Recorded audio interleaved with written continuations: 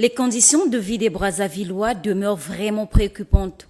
On se croirait dans une bourgade alors que nous sommes dans la capitale de la République du Congo. La configuration des habitations n'a pas beaucoup changé dans les quartiers populaires depuis les indépendances. De Makelekele à Bakongo, en passant par Mongali Poto jusqu'à Wenze et Talangai, la plupart des toilettes sont encore des petits endroits entourés des tôles ou des enclos en briques avec une fosse parfois bordée de ciment ou disposant simplement d'une marche en bois. Sans chasse d'eau ni dispositif d'hygiène, les quelques habitations modernes où les conditions d'hygiène sont réunies ne peuvent pas justifier la situation de certains quartiers. Il suffit de jeter un regard critique et profond dans les millions de logements pour comprendre le risque court des familles entières en s'exposant aux maladies graves. Les Brazzavillois manquent presque de tout, même l'eau devient une denrée rare.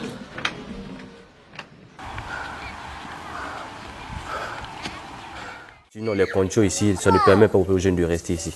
Parce que vous n'avez pas développé ici. Mais il n'y a pas d'électricité, il n'y a pas d'eau. Un bidon ici, un bidon coûte 300. Imaginez-vous, vous êtes au nombre de 12 dans une parcelle, vous allez acheter combien de bidons par jour? On ne peut pas comprendre qu'au Congo, au lieu que c'est les clients qui escroquent la société, maintenant c'est la société qui escroque les clients.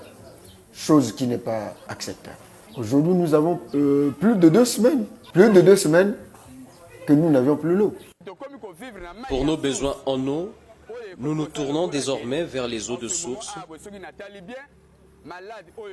et nous avons constaté que ces eaux sont à l'origine de certaines éruptions cutanées qui causent des plaies lorsqu'on les gratte. Les adultes y sont exposés, mais aussi les enfants. Nous buvons cette eau par nécessité parce que l'eau ne coule pas des robinets.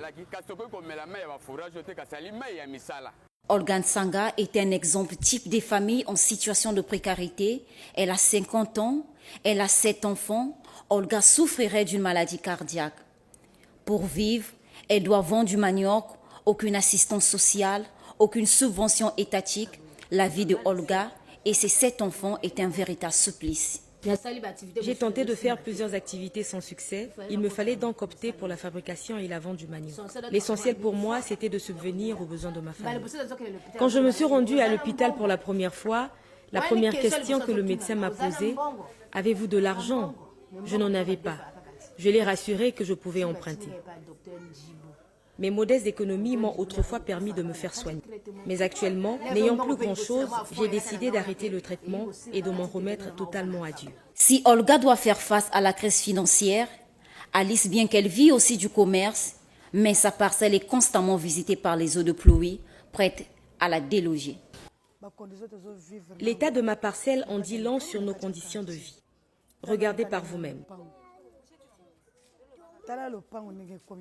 Quand il pleut, toute la parcelle est remplie d'eau. Tout cela nous arrive parce que là où nous sommes, la rivière Madoukou s'est rétrécie. La parcelle n'est plus belle à voir. Elle se dégrade au fil du temps. Si nous continuons d'y vivre, c'est plus par nécessité. Nous lançons donc un appel à l'endroit des autorités compétentes pour le curage de la dite rivière. J'ai 6 enfants et je les nourris grâce au commerce des sucettes.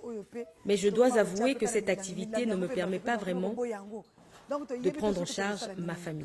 C'est la 4e bataille de Anatole Koliné Makosso, le social des Congolais, qui de la misère et du Premier ministre gagnera cette bataille. La pauvreté ne devrait pas être un mode de vie dans la poursuite de la marche gouvernementale.